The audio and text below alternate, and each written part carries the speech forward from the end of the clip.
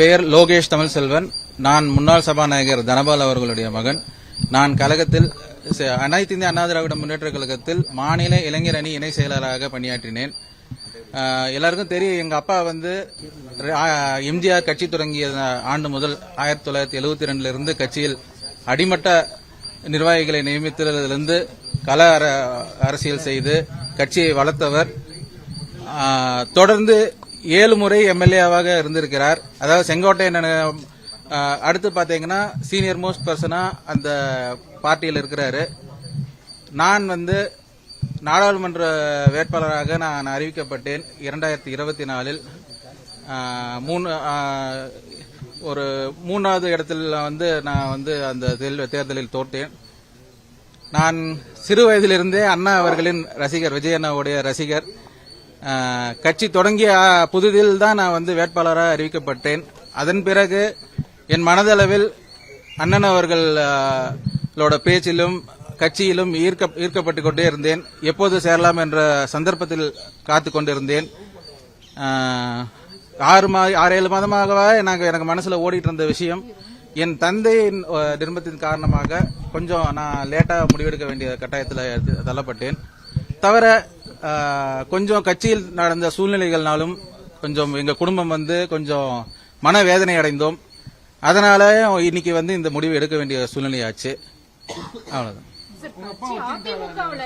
கண்டிப்பா நேற்று சட்டமன்றம் முடிந்ததோட அவர் பதவி காலம் முடிந்தது. எங்க குடும்பத்துல வந்து ஒரு மன வருத்தம் இருந்தது. அது என்னன்னு சொல்லி பாத்தீங்கன்னா, ஒரு 6 மாதத்துக்கு 7 மாதத்துக்கு முன்னாடி எங்க அப்பாவுக்கு ஜூலை 2025 மாரடைப்பு ஏற்பட்டுச்சு. நார்மலா வந்து ஒரு குடும்பத்துல வந்து யாருக்காவது ஒருத்தருக்கு உடம்பு சரியில்லைன்னா சொந்தக்காரங்களாம் வந்து பாப்பாங்க. கட்சி ரீதியா வந்து ஒன்னு தலைமை வந்து பாப்பாங்க, இல்ல அடுத்த கட்ட தலைவர்கள் வந்து பாப்பாங்க. ஒருத்தர் கூட எங்க அப்பா வந்து பாக்கல. அதெல்லாம் எங்க மனசை ரொம்ப பாதிச்சது. மனதளவுல எங்க குடும்பத்துக்கு ரொம்ப பாதிக்கப்பட்டோம். அதாவது அந்த கட்சியில வந்து பாத்தீங்கன்னா ஒரு அடித்தட்டு மக்களுக்கு வந்து ஒரு நம்பிக்கை இல்லாத மாதிரி போயிட்டு இருக்குது. குறிப்பிட்ட ஒரு 4-5 பேர் தான் அந்த கட்சியை வழிநடத்தி கொண்டு போயிட்டு இருக்காங்க. எங்க அப்பா மாதிரியான ஒரு சீனியர்கள்லாம் அங்க வந்து மரியாதையே கிடையாது. செங்கோட்டையன் மாதிரி ஒரு மனத வருத்தத்தோட இன்றும் அந்த கட்சிக்குள்ள நிறைய பேர் இருக்கிறாங்க. அவர்களும் என்னைக்காவது ஒரு டைம் கிடைச்சுன்னா அவங்க இந்த மாதிரி ஏதோ ஒரு முடிவு எடுப்பாங்க. ஏன்னா நான் சொல்ற ஒரு ஃபீலிங் வந்து ஒவ்வொரு அடித்தட்டு அடிமடை கீழ்த்தட்டு ஒரு அதிமுகவில் இருக்கிற ஒரு அடிமட்ட தொண்டருக்கும் இருக்கிற ஒரு ஃபீலிங்கை தான் நான் இப்ப பிரதிபலிக்கிறேன். ரொம்ப மனவருத்தத்தோட இருக்கிறாங்க அங்க இருக்கிற கேடர்ஸ்.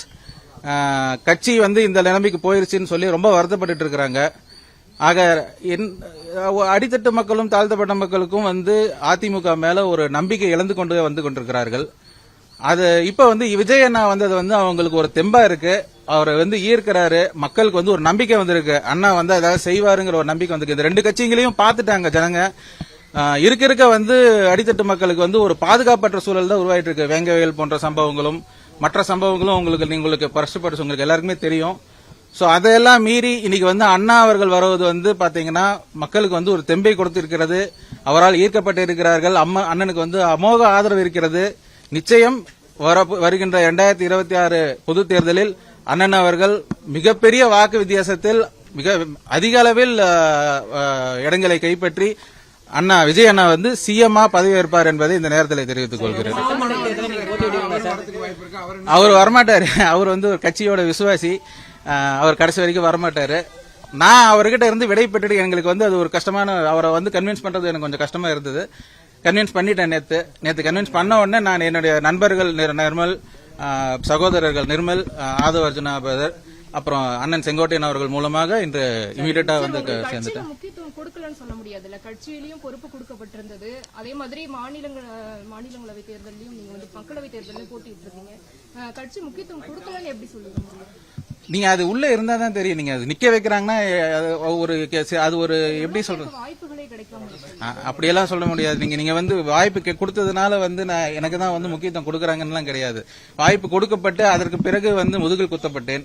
அதெல்லாம் நிறைய நடந்தது. எங்க அப்பாவோட மன வருத்தங்களும் ஏகப்பட்டது இருக்கு. நிறைய என்னால வெளியில சொல்ல முடியாத காரணங்கள் இருக்கும்போது அதை வந்து அதை ஃபீல் பண்ணாதான் தெரியும். I feel my destiny is டிவிக்கு அண்ணன் விஜய் அண்ணா கூட பயணிக்கிறது தான் என்னுடைய டெஸ்டினின்னு நான் நினைக்கிறேன். சார் நான் என்னை பொறுத்த வரைக்கும் நான் எடுத்த டிசிஷன் கரெக்ட். நான் இனிமே இங்க தான் பயணிக்க போறேன். அதிமுக 200 தொகுதிகளுக்கு மேல வெற்றி பெறுவோம்னு சொல்லிட்டு இருக்காங்க. நீங்க இப்ப விஜய் கூட இணைஞ்சிருக்கீங்க. அதிமுகவுடைய களம் எப்படி இருக்கும்?